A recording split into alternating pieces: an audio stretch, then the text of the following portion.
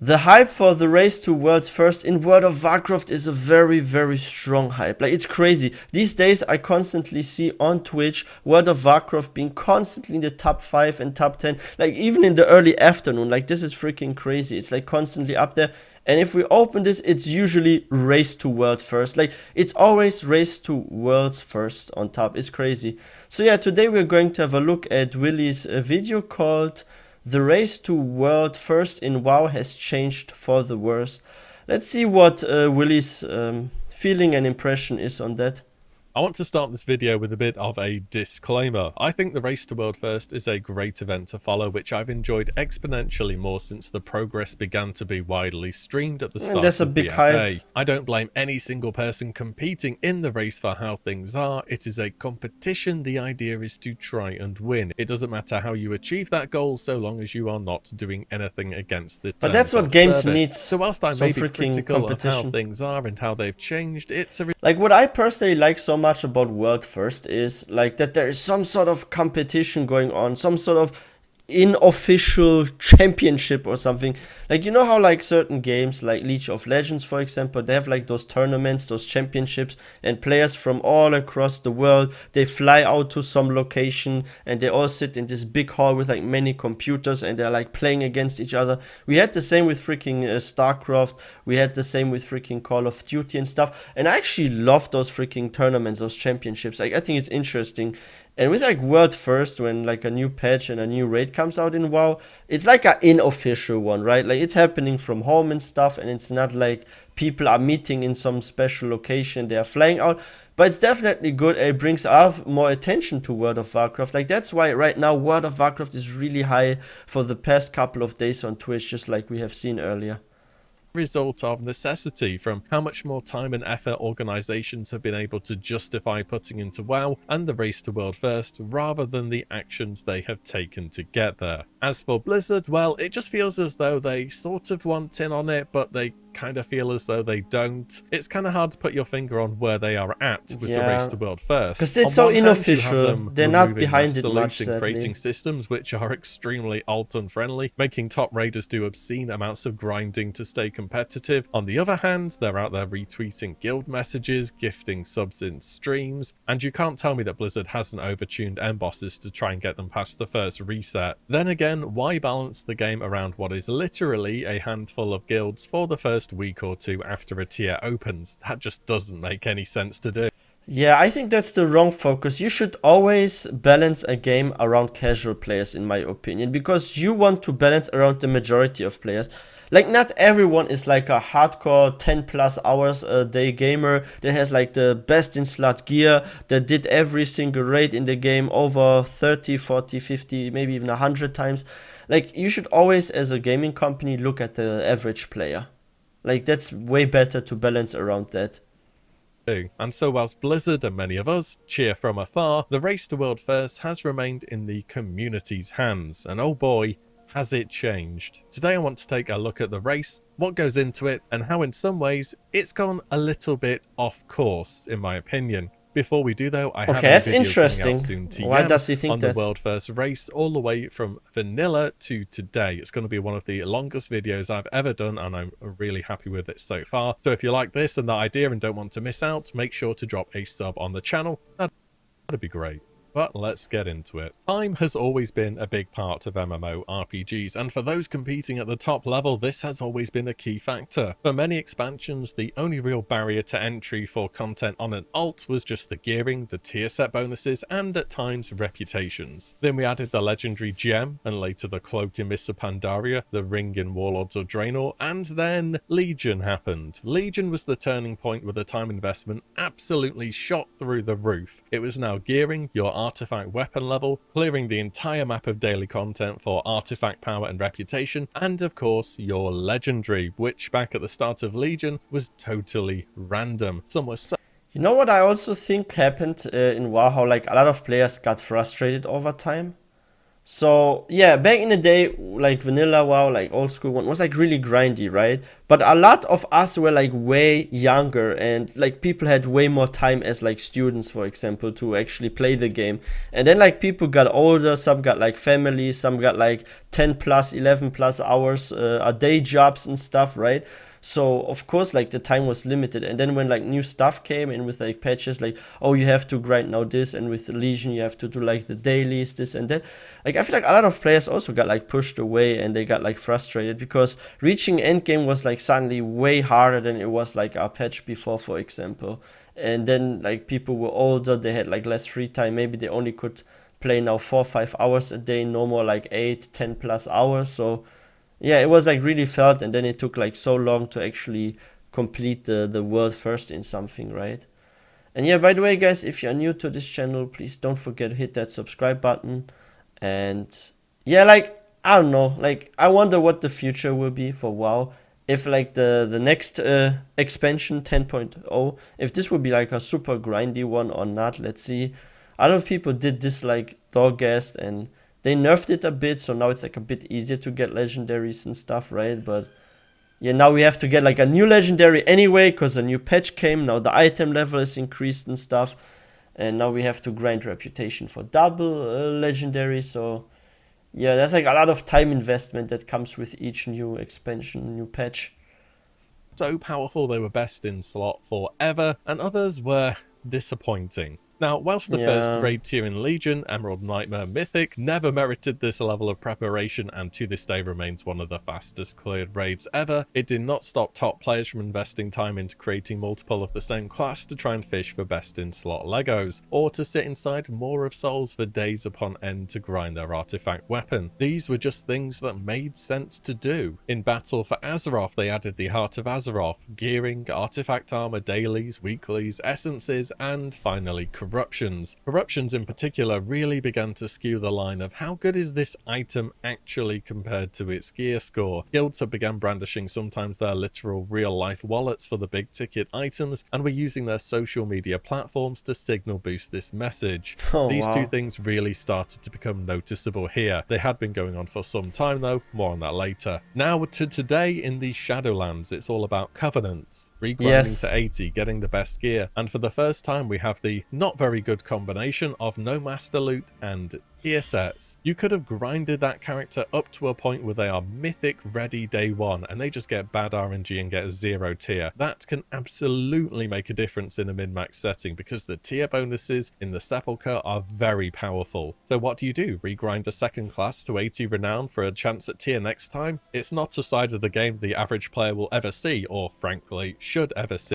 I don't think you should do that. Like, have multiple characters just to gear one character or something, or to have like more luck on another one.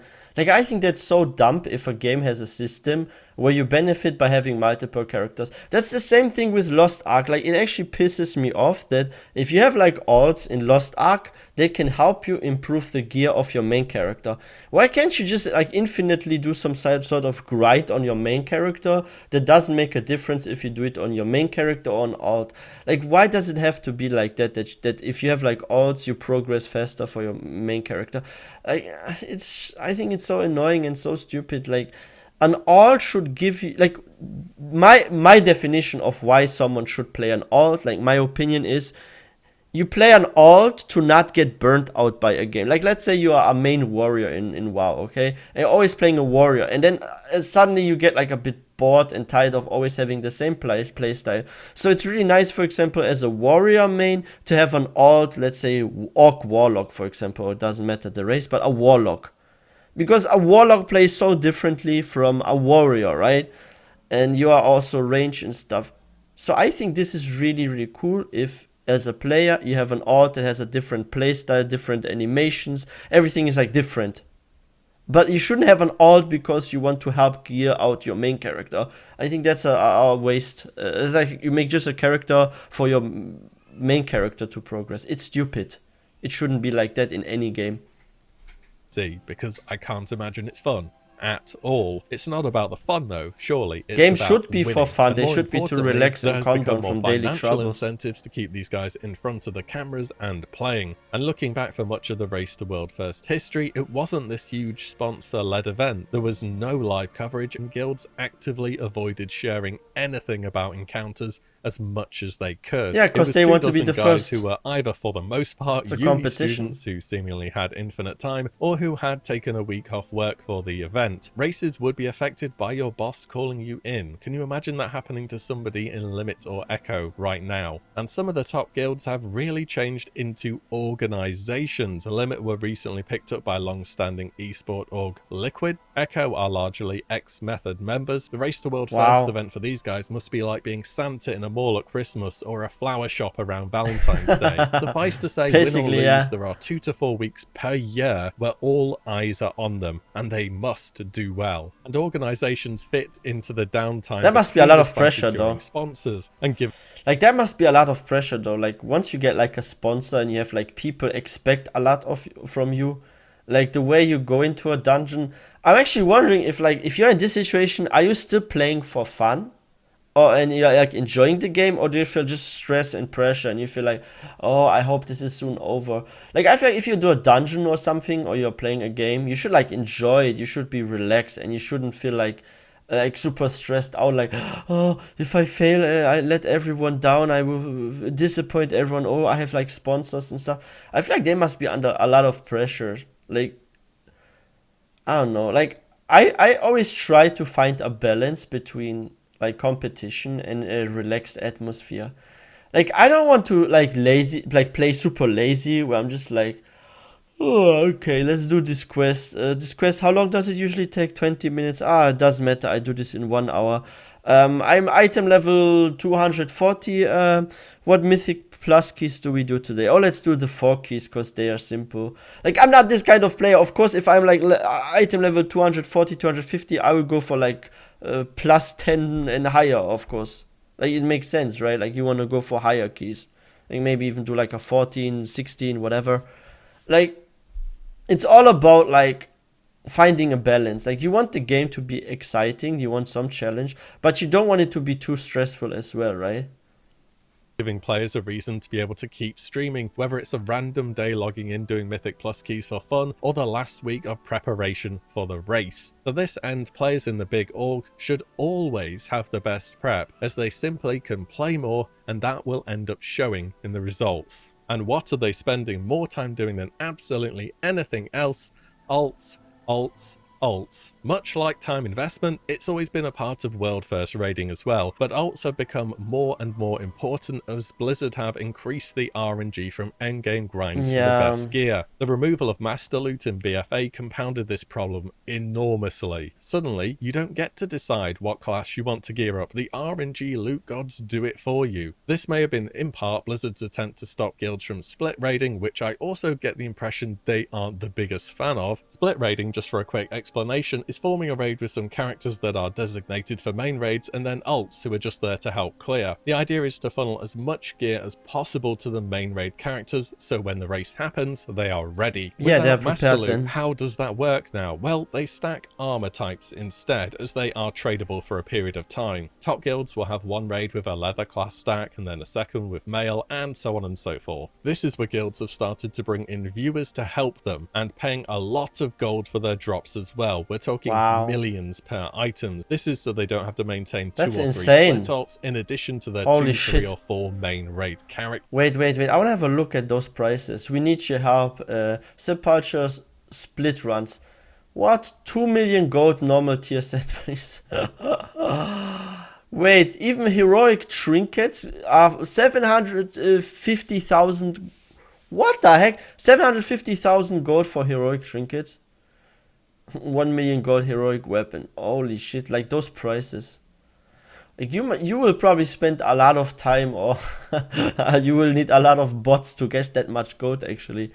Holy shit, that's expensive. 2, 3 or 4 main raid characters. Tier sets coming back in for Sepulchre in the Shadowlands has made this even more important, as many of the tier sets are just incredibly No wonder that some powerful people and purely cannot want to play realistically PvP. be left out. In It's fact, too Raider.io RNG. has PvP begun has listing less how RNG. much tier is being used in kills. Limit's kill of Dao Sen had 18 players with 4 pieces and 2 players with 2 pieces. That is incredible going for how long the raid's been out. But it's not just in raid, however, that the top guilds are working the system to get an edge over the competition. More and more focus is being put outside of the raid too, getting fans or communities involved and offering incentives for your regular player to both have a chance to directly help their favorite guild, as well as potentially receive a very good reward in turn. This is where 2 big players in the World First race come in. How much gold does your guild have, and how large is their social media presence? During my Oath of the Waking City, Team Limit Liquid. spent 257 million gold total on consumables and BOEs. Remember, corruptions being kind of OP, the perfect item roll would be worth so much gold to them. Surprisingly, moving into Shadowlands, Castle Nathria set them back even more. A total of 331 million gold was spent by Limit in that tier. Not a bad bit of change there. What about the next tier, the Sanctum Yeah, of I think it should Domination? be more How much casual do you player think it cost friendly. the guild that got the world first achievement? Have a think about it for a moment. It was Echo who spent a total of 478 million gold. That's nearly half shit. a billion to get the world first race in the last tier. Nearly $500 million for that. That is crazy. What's up with those prices these days? Like, the prices are so high. Holy shit. Gold. That's nearly $500 million That's to get crazy, the world first man. race in the last tier. And Sepulchre, with its return of tier That's set, crazy. surely must see north of 500 million spent, but we will see once it's all over. So, in short, gold matters quite a bit, but you need to A get the lot. message out there. You need to take loans to run boosts or carries for people to want to know what you are after, and this is why social media is so important. It spreads the message across the internet and gives top guilds the best chance to find players willing to help them out, all for an excellent reward. And it happens with all the top guilds now. I can't blame them whatsoever. Overlays on streams saying they're buying gear, Twitter posts, Discord messages. If you can think of somewhere to make the message, it is worth doing it, because even getting those extra few items on raid members just gives you the little nudge that you need to push your boss or complete a mechanic by that extra few seconds. And big orgs can pay the players not only all year round through sponsorship deals as well, but guilds that are still just guilds and not under an org will just never have that same level of resources at all. You see this in other competitive things as well, such as Formula 1 or football, to name. But that's actually sad for like the average player, right? Because you know you're never gonna be able to get all that, right? Because as an average player, first of all, you won't have that much gold, right? Second, you won't have any guild that will like carry you through that or help you with that. So I think a lot of people are now depending so much on the weekly wall to increase their item level. Like, I've seen a lot of like really highly geared players, and when I talked to them and I had like actual chat with them, I asked like, how did you get like such a high item level? How did you get your items? You don't seem to be in a very competitive end game guild, right? Like, they're not like, for example, Echo or something, right? Like, how do you get your gear and stuff? And they just said, oh yeah, for months I was just like waiting for like weekly rewards from the vault and stuff, and that's how I got like most of my gear and stuff. Like, it's crazy. I mean, it's a good way for like more casual players to gear up, right, with the weekly vault. But it's still like a little bit disappointing that like the endgame content and like the best in slot gear these days is like way harder to get than back then even. And with those prices, like, that is insane. Like, the prices are crazy. And like, imagine you actually spent that much gold, and then like a couple of months later, like maybe half year later, a new raid comes out. And now the item level difference is like crazy. It's not like back in the day where like in one patch you do a raid, you get like a cool legendary weapon or something, or cool set. And then like the difference is minor with like the new tier set, right? Now the difference seems actually way more heavy with like the way item level works and how it scales, right? So back in the day from the previous raid, the gear was still almost like the best in slot gear for the next raid. And now it's like the gear from like the last raid is like way underperforming than the next tier of the next raid, right? Or the next item level. threshold, right? Two, one team gets so much money, so many It's crazy. resources that they can fully exhaust every single option of improvement, and usually they rise above the competition as a result. Well, eventually in time. Money certainly helps, both in-game and out. So is Yeah, this whole out system of just course pay in to real life win then? money Well, it's more like matters. pay to compete at the highest level, whilst giving yourself the best chance to have a positive outcome from both a player and class perspective. At this point, I'm not sure how any non-org based guild can genuinely put a challenge up for Echo or Liquid in just how far ahead they are. Let me get the stats up again for the gold spending. And if we talk about the last few tiers, Echo and Liquid were about 5 days ahead of the third place in Castle Nathria. Echo and Liquid were nearly That's a full day crazy. ahead of the third place in the Sanctum of Domination, though it was a close race overall, and first and second were only 1.5 hours apart. There's a clear divide between the top two and the rest. I suppose this has always kind of been the case. There's usually been one guild which is just very clearly better than everybody else in WoW. There is a finite number of players, after all. So should anything change? Should Blizzard get involved to make it a more fair and equitable race? Well, they've always been quite hands-off with the race to world first. They've left it up to the players to compete and decide exactly how they want to do things. We still don't have a global release. In retail, there is actually a global release in Classic. I think they would have changed to a global release in retail a long time ago if they were really taking this seriously. They could template gear and cap items you get at a certain level for week 1. They used to have an attempt system back in Wrath of the Lich King where you could only try a heroic raid 50 times per week total. Imagine how much split raiding that would bring into Holy the game. shit. They could make the end boss of the new raid actually worth killing, for real, as I'm doing this video. No guilds have done jail heroic because the loot isn't worth it. They brought back tier sets and didn't put the tier sets on the end boss. Guilds are progressing mythic content without having done the last boss on heroic. Yeah, but that's just logical. Like, why do you want to gear up with heroic drops if you can have mythic drops, right? And they are like much stronger. Like, it makes sense. End boss. Guilds are progressing mythic content without having done the last boss on heroic. How is this a thing? Why don't you just put a token on the jailer you can exchange for any piece of tier? But overall, it probably is that would the be best good. that they do remain hands-off. That would be a Leave good it to the idea. players to decide how best to get. I think this token idea is good because that would eliminate the RNG, right? So you know, okay, if you do this one, you get one guaranteed item you want. Like, but just one, and you have to do this again for another one. It's like quite challenging, right? I think this token idea is a good one. Like, Blizzard, if you are watching this, please consider adding tokens for clearing freaking raids, and those tokens can be exchanged for any item, and there's no more RNG. That would be nice. It's also more casual player friendly. It will always be a back and forth with the top players, and again, they can hardly make the game specifically for the top 0.1%. And the community has grown it into what it is, from the days of secrecy, refreshing armories and WoW progress, all the way to events being streamed live at the start of BFA, later with comms. It's grown a lot, that's for sure. At the same time, it's lost a bit too. The hoops that players have to jump through to truly remain competitive is just excessive, and selfishly as a viewer I just want to see the mythic progress, not split run number 16 of the week or all the convoluted systems they have to deal with. It feels like despite the event having begun, it has to be honest, like at first when I watch on Twitch like Race to World First or something, like I find it always interesting to watch at like the beginning, but the longer you watch those streams the more you get bored because it feels just repetitive and people are not even talking with chat because of course they must listen to the raid leader. Like, I don't know, like yeah, with those split runs and doing this all over and over again, it becomes also quite repetitive and boring.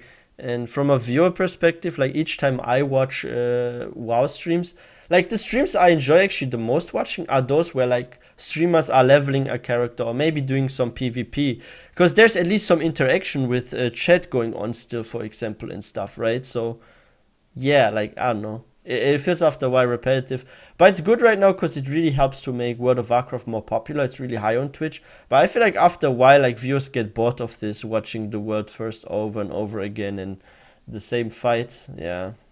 hasn't really started yet because the guilds don't have the ideal gearing they want from what is currently possible. I want to see the progression, the comps, the mechanics, getting closer to kills side by side, and just a good race overall, if that makes sense. Yeah. Again, as started with, I understand and not they need to infinite do loop, what is right? needed, but I just wanted to air some thoughts on the race, how it's changed, and why. Let me know your thoughts on it all, whether you agree or not, and how you find the race to world first as a classic player or otherwise. As always, thank you all so much for watching and listening in, and I shall see you all on the next one very soon.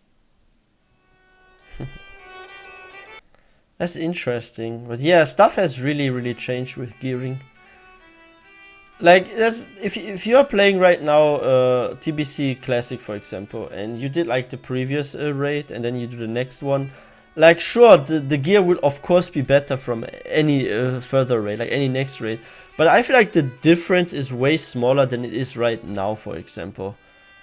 Because each time like the item level or something gets like increased and stuff, like you definitely notice that your old gear is almost trash now, and you really need to get the better gear. And that's probably like why the prices are going up like as well so high. Like, it's crazy what some guilds are playing for just heroic trinkets. How much was this again just for a heroic trinket? 750,000 gold for just a heroic trinket. Like, come on. That's crazy, and each heroic weapon was like what, like 1 million gold? Like, it's crazy how the prices are, and it's just gonna last for a couple of months, and then you want even better one, or you want not heroic, but you want the mythic trinkets and stuff, right? So yeah, that's crazy. And that we still don't have like those tokens. What like Willy suggested, if you clear a raid and you kill like for example the jailer. Like, why can't we have like any item we want, but we can just have one like a week or something like that to pick, right? Like, I think that would be way better. Like, that would make more sense. Because it's difficult to beat content, so the reward should be worth it. Like, what if you spend hours, or you maybe like you take 1 week off of your job just to do the raid with your guild, and then in this week you actually beat it. And then you have like bad RNG and you get like a completely useless item. And you took 1 week off of your job for this, for one shit item.